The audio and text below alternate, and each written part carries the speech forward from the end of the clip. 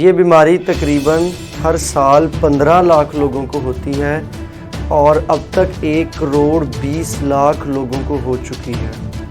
अब डॉक्टर जो है उस अमेरिका के, इंडिया के, जापान और कनाडा के इंटरनेशनल पार्टनर्स ढूंढ रहे हैं इसकी वैक्सीन को फर्स्ट ट्रायल के लिए।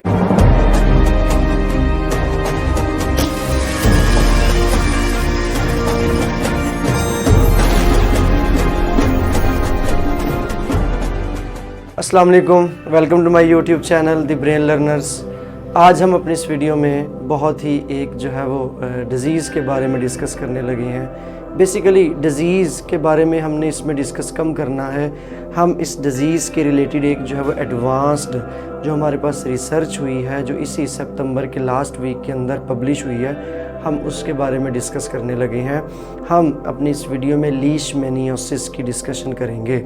लीशमैनियोसिस बेसिकली स्किन की डिज़ीज़ है। स्किन के ऊपर जो है वो इस तरह लगता है कोई कैंसर लाइक स्टेजेस हो गई है। फॉर एग्ज़ाम्पल उसके ऊपर स्किन के ऊपर छोटे छोटे फोड़ों से काम निकलना शुरू होगा, लीजन्स बन जाएंगी, जैसे स्किन बर्न हुई है, फोड़े निकलना शुरू हो जाएंगे। समटाइम्स ऐसे लगता है जैसे उसका कोई ऑर्गन डैमेज हो गया है।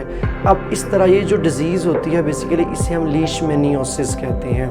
ये पैरासाइट की वजह से होती है, प्रोटोजोआ इंट्रासेलुलर प्रोटोजोन्स की वजह से ये डिज़ीज़ होती है। ज़्यादातर ये कैरी हो रही है अभी तक वार्म कंट्रीज़ के अंदर, और आहिस्ता आहिस्ता दुनिया के बाकी मुल्कों के अंदर भी ये फैलने का ख़तरा है। और रीसेंट ग्लोबल वार्मिंग की वजह से अमेरिका के अंदर जो है वो फैलने का बहुत ज़्यादा इसका चांस बनता जा रहा है।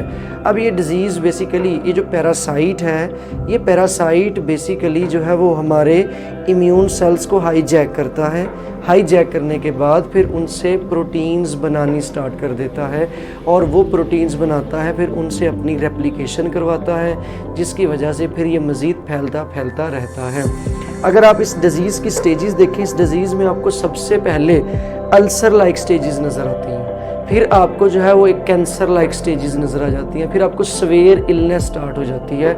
इस तरह के ऐसे लगता है कि स्किन सारी की सारी कोई बर्न हो चुकी है, स्किन के ऊपर लीजन्स बन जाती हैं।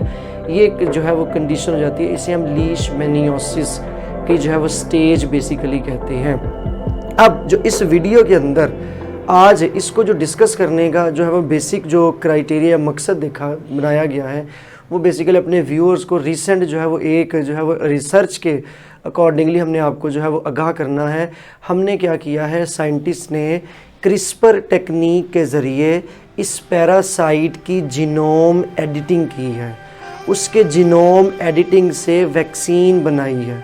अब उस वैक्सीन का पहला ट्रायल करना चाह रहे हैं साइंटिस्ट ह्यूमंस के ऊपर। अब देखें, क्योंकि अब जब भी हमने ये लेबॉर्ट्री के अंदर बेसिकली अब इसके जीन को एडिट किया है और इसको माइसिस के ऊपर, लेबॉर्ट्री एनिमल्स के ऊपर ट्राई किया है, इस वैक्सीन का बहुत ही ज़्यादा जो है वो बेहतर रिज़ल्ट हमारे पास सामने आया है। इवन जो इम्यूनो कंप्रोमाइज्ड माइसिस थे, इम्यूनो कंप्रोमाइज का मतलब है ऐसे माइसिस, ऐसे चूहे जिनका इम्यून सिस्टम बहुत ही कमज़ोर हो चुका है, मतलब वो किसी भी डिज़ीज़ के ख़िलाफ़ लड़ने के काबिल नहीं है, उनके अंदर भी हमने इस वैक्सीन की इंजेक्शन की, और वैक्सीन की इंजेक्शन करने के बाद ये जो बेसिकली डिज़ीज़ है ये नहीं हुई। डिज़ीज़ बेसिकली फैलती कैसे है? डिज़ीज़ एक सैंड फ्लाई के ज़रिए फैलती है। हमने उन माइसिस के अंदर वैक्सीन की इंजेक्शन की, फिर उन माइसिस को सेम सैंड फ्लाई जिस तरह ह्यूमंस को डिज़ीज़ कैरी करवाता है, हमने वैसे ही माइसिस को डिज़ीज़ कैरी करवाई।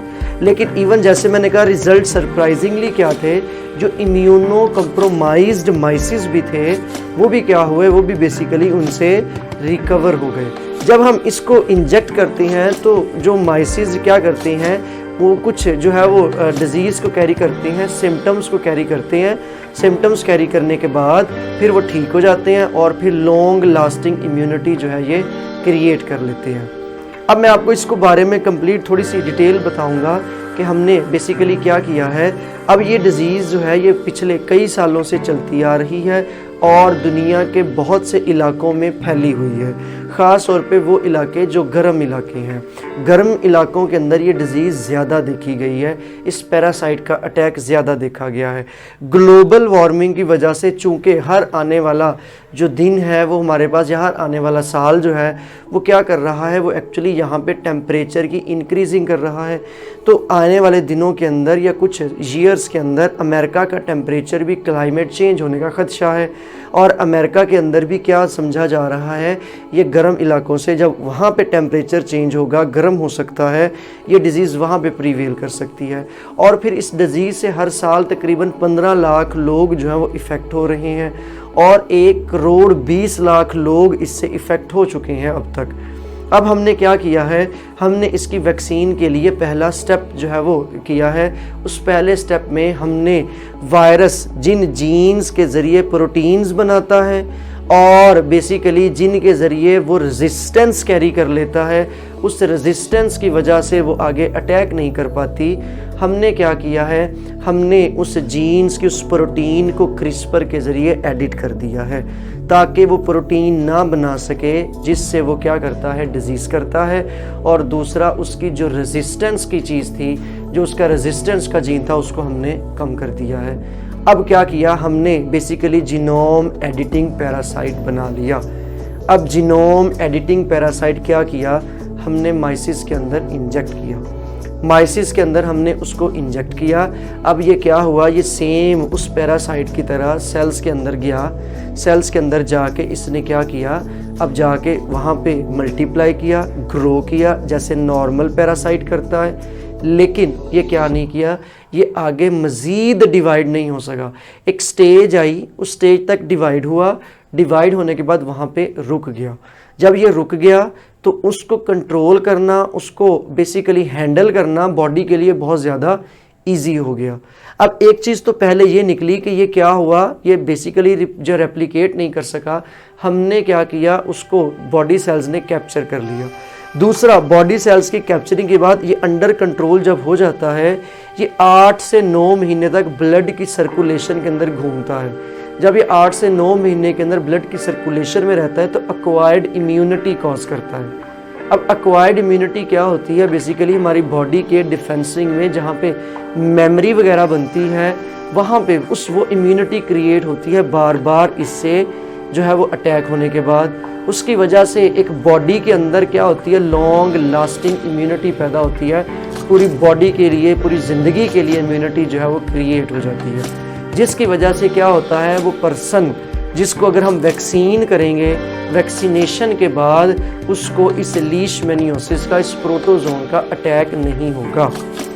अब ये जो पूरी की पूरी वैक्सीन का जो एक क्राइटेरिया था, इसको बेसिकली इसको रिज़ल्ट के अंदर इसको जो है वो किया गया, जीनोम को एडिट कर दिया गया। जीनोम को एडिट करने के बाद इसको बेसिकली जो है वो फिर माइसिस के अंदर टेस्ट भी कर लिया गया और माइसिस ने हमें बहुत ज़्यादा रिज़ल्ट दिए। जिन माइसिस के अंदर हमने इनको इंसर्ट किया, उन माइसिस को लिया, साथ हमने दूसरे माइसिस लिए, वो माइसिस जो बेसिकली जिनको हमने अटैक नहीं किया था या जिसको हमने वैक्सीन नहीं कराई थी, दोनों को हमने क्या किया, दोनों को दोबारा टेस्ट किया, इसके ज़रिए लाइव पैरासाइट ऐड किया। कंडीशन क्या है, हमने पहले एक की वैक्सीनेशन कर ली, दूसरे ग्रुप की वैक्सीनेशन नहीं की, फिर उन दोनों ग्रुप्स को हमने लाइव पैरासाइट की एडिशन की। जब दोनों को लाइव पैरासाइट की एडिशन की, वो ग्रुप जिनकी वैक्सीनेशन हो चुकी थी, उनमें से सिर्फ एक माइस ने डिज़ीज़ कैरी की और वो जिनकी वैक्सीनेशन नहीं की थी, उनको बहुत ज़्यादा सीवियर किस्म की डिज़ीज़ हुई। इसका मतलब है कि हमारी जो वैक्सीन थी वो कामयाब हुई और वैक्सीन ने माइसिस के अंदर इम्यूनिटी क्रिएट की। अब वैक्सीन बन गई है, अब वैक्सीन का पहला ट्रायल करना है।